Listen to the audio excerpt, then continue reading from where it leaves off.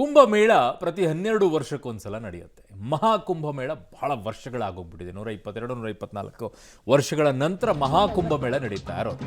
So ಉತ್ತರ ಪ್ರದೇಶದ ಪ್ರಯಾಗ್ರಾಜ್ನಲ್ಲಿ ಈಗ ಮಹಾಕುಂಭಮೇಳ ಸಂಭ್ರಮ ಮನೆ ಮಾಡಿದೆ. ಇಂದಿನಿಂದ ಶಿವರಾತ್ರಿಯವರೆಗೆ 44 ದಿನಗಳ ಕಾಲ ಮಹಾಕುಂಭೋತ್ಸವ ನಡೆಯುತ್ತೆ. ಇಂದು ಪುಷ್ಯ ಪೂರ್ಣಿಮಾ ಹಿನ್ನೆಲೆಯಲ್ಲಿ ಮೊದಲ ಶಾಹಿ ಸ್ನಾನವನ್ನು ಮಾಡ್ತಾರೆ. ಕುಂಭಮೇಳದಲ್ಲಿ ನಾಗಾಸಾಧುಗಳನ್ನು ಕೌತುಕದಿಂದ ಜನರು ನೋಡ್ತಾ ಇದ್ದಾರೆ.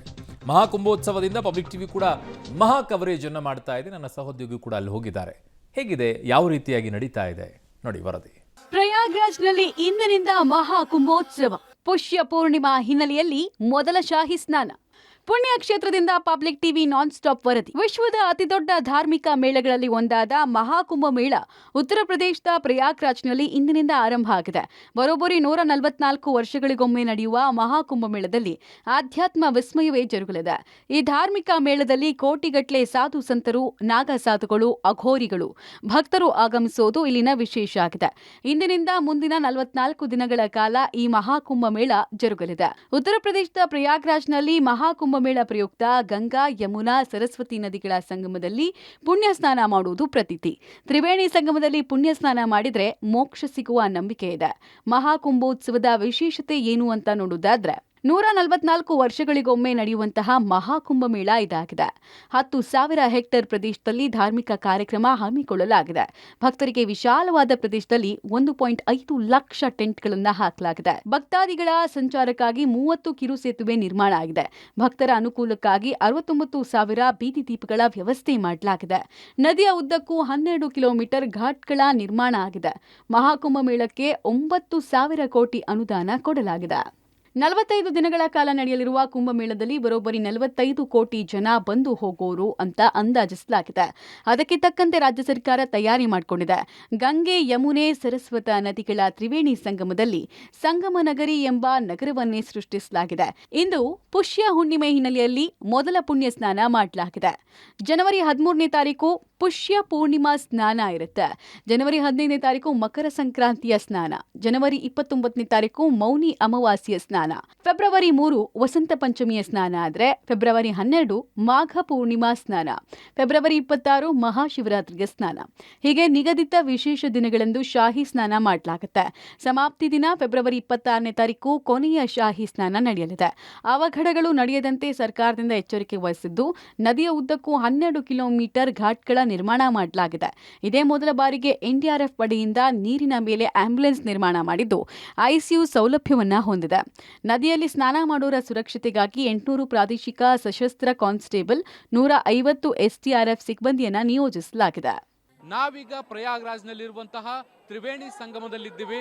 ಬನ್ನಿ, ಇಲ್ಲಿನ ಚಿತ್ರಣ ಹೇಗಿದೆ ಅನ್ನುವಂಥದ್ದನ್ನ ನಿಮಗೆ ಕಟ್ಟಿಕೊಡುವಂತ ಕೆಲಸವನ್ನ ಮಾಡ್ತೀನಿ.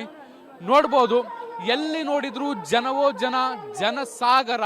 ಕೋಟ್ಯಾಂತರ ಜನರು ಈಗ ಪ್ರಯಾಗ್ರಾಜ್ಗೆ ಬಂದು ಪುಣ್ಯ ಸ್ನಾನದಲ್ಲಿ ಭಾಗಿಯಾಗ್ತಾ ಇರುವಂಥದ್ದನ್ನ ನೀವು ಗಮನಿಸ್ತಾ ಇದ್ದೀರಾ. ಇವತ್ತಿಂದ ಮುಂದಿನ 45 ದಿನಗಳ ಕಾಲ ಪ್ರಯಾಗ್ರಾಜ್ನಲ್ಲಿ ಮಹಾಕುಂಭ ಮೇಳ ನಡೀತಾ ಇರುವಂಥದ್ದು. ಸುಮಾರು 45 ಕೋಟಿ ಜನರು ಈ ಒಂದು ಕಾರ್ಯಕ್ರಮಕ್ಕೆ ಭಾಗಿಯಾಗಬಹುದು ಅಂತ ನಿರೀಕ್ಷೆ ಮಾಡಲಾಗ್ತಾ ಇದೆ. ಅದರ ಮೊದಲ ದಿನ ಇವತ್ತು ಆರಂಭ ಆಗಿರುವಂಥದ್ದು. ಇವತ್ತು ಮೊದಲ ಶಾಹಿ ಸ್ನಾನ ಅಂದ್ರೆ ಪುಣ್ಯ ಸ್ನಾನ ಅಂತಾನು ನಾವು ಕರಿಬಹುದು. ಆ ಸ್ನಾನವನ್ನ ಜನರು ಮಾಡ್ತಾ ಇದ್ದಾರೆ. ಪುಷ್ಯ ಪೂರ್ಣಿಮೆಯ ದಿನ ಆಗಿರುವಂಥದ್ದು ಇವತ್ತು. ಹೀಗಾಗಿ ಮೊದಲ ಶಾಹಿ ಸ್ನಾನವನ್ನ ಜನರು ಮಾಡ್ತಾ ಇದ್ದಾರೆ. ನಾಳೆ ಮಕರ ಸಂಕ್ರಾಂತಿಯ ದಿನ ವಿಶೇಷವಾಗಿ ನಾಗಾ ಸಾಧುಗಳು ಇಲ್ಲಿ ಪುಣ್ಯ ಸ್ನಾನವನ್ನ ಅಥವಾ ಶಾಹಿ ಸ್ನಾನವನ್ನ ಮಾಡುವಂಥದ್ದನ್ನು ಕೂಡ ನಾವು ಗಮನಿಸಬಹುದು. ಕೋಟ್ಯಾಂತರ ಜನರು ಬಂದು ಈ ಒಂದು ತ್ರಿವೇಣಿ ಸಂಗಮದಲ್ಲಿ ಸ್ನಾನವನ್ನ ಮಾಡಿ ತಮ್ಮ ಪಾಪವನ್ನು ಕಳೆದುಕೊಳ್ಳುವಂತಹ ಕೆಲಸವನ್ನ ಮಾಡ್ತಾ ಇದ್ದಾರೆ. ಶೂಟಿಂಗ್ ಮಾಡಿ ಇಲ್ಲಿ ಬಂದಿರುವಂಥದ್ದು ತುಂಬಾ ಖುಷಿ ಆಯಿತು. ಜನಸಂದ ನೋಡೋ ಬಹಳ ಖುಷಿ ಆಗ್ತದೆ. ಜೀವನದಲ್ಲಿ ಒಮ್ಮೆ ಆದರೂ ಇಲ್ಲಿಗೆ ಬಂದು ಈ ಶಾಹಿ ಸ್ನಾನವನ್ನು ಮಾಡಬೇಕು ಅಂತ. ಇದು ಇನ್ನು 144 ಇಯರ್ಸ್ಗೆ ಒಮ್ಮೆ ಬರುವಂಥದ್ದು. ಆದ ಕಾರಣ ನಮಗೆ ನೆಕ್ಸ್ಟ್ ಟೈಮ್ ಇದು ಸಿಗುದಿಲ್ಲ. ಹಾಗೆ ತುಂಬಾ ಖುಷಿ ಆಯಿತು.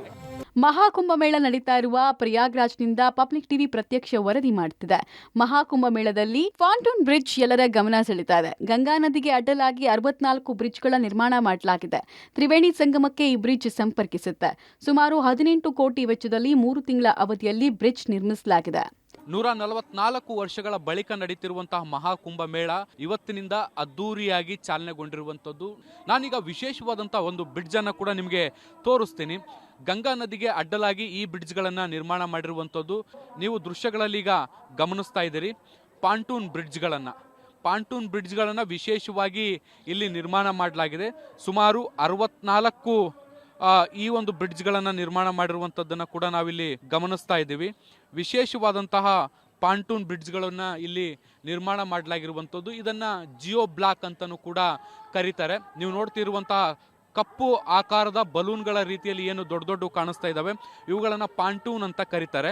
ಈ ಪಾಂಟೂನ್ಗಳಲ್ಲಿ ಏರನ್ನು ತುಂಬಿರಲಾಗಿರುತ್ತೆ, ಗಾಳಿಯನ್ನು ತುಂಬಿರಲಾಗಿರುತ್ತೆ.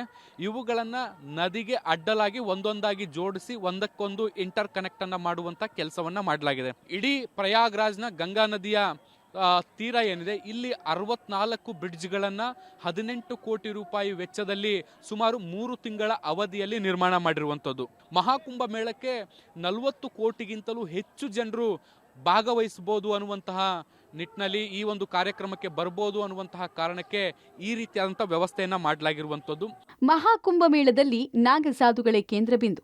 ಮೈಗೆ ಚಿತಾಭಸ್ಮ ಸವರಿಕೊಂಡ ನಾಗಸಾಧುಗಳು. ಪ್ರಯಾಗ್ರಾಜ್ನಲ್ಲಿ ನಡೀತಾ ಇರುವ ಮಹಾಕುಂಭ ಮೇಳಕ್ಕೆ ನಾಗಸಾಧುಗಳೇ ಕೇಂದ್ರ ಬಿಂದುವಾಗಿದ್ದಾರೆ.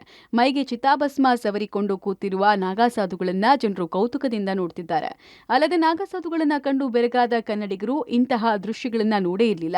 ಇಲ್ಲಿ ಚಿತ್ರ ವಿಚಿತ್ರ ಸಾಧುಗಳನ್ನ ನೋಡ್ತಾ ಇದೀವಿ ಅಂತ ಪಬ್ಲಿಕ್ ಟಿವಿ ಜೊತೆಗೆ ತಮ್ಮ ಅನುಭವ ಹಂಚಿಕೊಂಡಿದ್ದಾರೆ. ಮಹಾಕುಂಭ ಅಂದ್ರೆ ಅದರ ಅತ್ಯಾಕರ್ಷಕ ಕೇಂದ್ರ ಬಿಂದು ಅಂದ್ರೆ ಅದು ನಾಗಸಾಧುಗಳು, ಬೇರೆ ಬೇರೆ ಭಾಗದಿಂದ ಬಂದಂತಹ ಸಾಧು ಸಂತರು. ವಿಶೇಷವಾಗಿ ನಾಗಸಾಧುಗಳೇನಿದ್ದಾರೆ ಅವರು ಇಡೀ ಕುಂಭಮೇಳದಲ್ಲಿ ಕೇಂದ್ರ ಬಿಂದುವಾಗಿರ್ತಾರೆ.